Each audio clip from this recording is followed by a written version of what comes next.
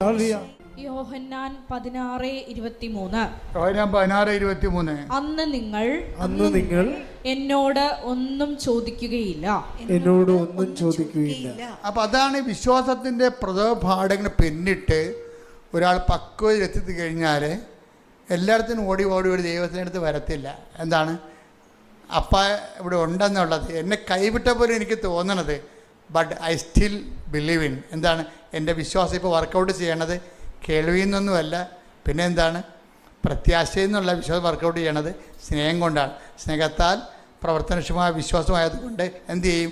1 Corinthians 13:7 workout ചെയ്യണം. അപ്പോൾ അത് വളർച്ചയുടെ പ്രഥമ പാഠം പിന്നിട്ട് കഴിഞ്ഞാൽ പക്വതയേക്കല്ല വളരണത്. അപ്പോൾ പക്വത എന്ന് പറഞ്ഞാൽ എന്താണ്? അത് ഈ 1 Corinthians 13:7. സ്നേഹം സകലതും സഹിക്കുന്നു. സ്നേഹം സകലതും സഹിക്കുന്നു, സകലതും വിശ്വസിക്കുന്നു. വിശ്വസിക്കുന്നു. ഇതാണ് വിഷയം. അതായത് ആ കുരിശിൽ സംഭവിക്കണ ഇതാണ്. ഏലോയ് ഏലോയ് ലമാ സബക്താനി എന്ന് ഈശോ ചോദിക്കത്തില്ലേ? അപ്പം നീ എന്നെ കൈവിട്ടോന്ന് ചോദിക്കണില്ലേ?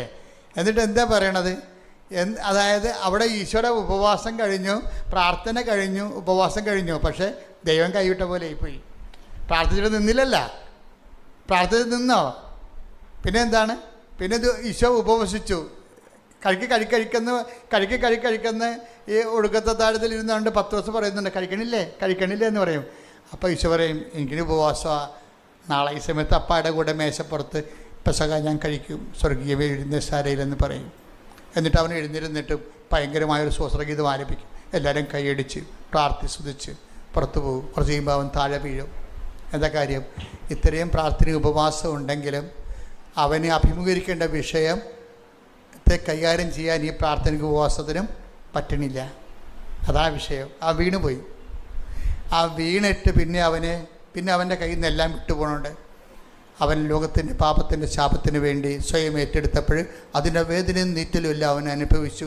അവൻ കുറിച്ച് തൂങ്ങി തർക്കപ്പെട്ട് അപ്പോൾ അവന് സങ്കടമായി. പ്രാർത്ഥന കൊണ്ടും ഉപവാസം കൊണ്ടും ഇതിനെ കുരിശിനെ അതിജീവിക്കാൻ പറ്റണില്ല. അപ്പോൾ എന്ത് പറഞ്ഞു? ഏലോയ് ലമാ സബക്താനി, എന്താണ് നീ എന്നെ ഉപേക്ഷിച്ചത്? അപ്പോൾ പരിശുദ്ധാത്മാവ് വിട്ടുപിരിയാതെ നിന്നിട്ട് പറഞ്ഞു, അപ്പയല്ലേ ഇപ്പം നീ കാണാതിരിക്കാനുള്ളത്, ഇനി 1 മിനിറ്റ് കഴിയുമ്പോൾ ഞാനും കൂടി പോകാൻ അപ്പ എനിക്ക് ആ കമാൻഡ് തന്നിട്ടുണ്ട്. അതുകൊണ്ട് ഞാനും പോകാൻ പോവുകയാണ്. നീ ഒരു പണി ചെയ്യണം. സ്നേഹം എല്ലാം വിശ്വസിക്കുന്നു. അപ്പ ഇവിടെ ഉണ്ടെന്ന് നീ വിശ്വസിക്കണം. എന്നിട്ട് നീ അപ്പായിക്ക് നിൻ്റെ ആത്മാവിനെ ഏൽപ്പിക്കണം. ഉടനെ അവൻ പറഞ്ഞു, പരിശുദ്ധാത്മാവ് ഇറങ്ങിപ്പോവുകയും ആ ഒറ്റ വാക്ക് ആ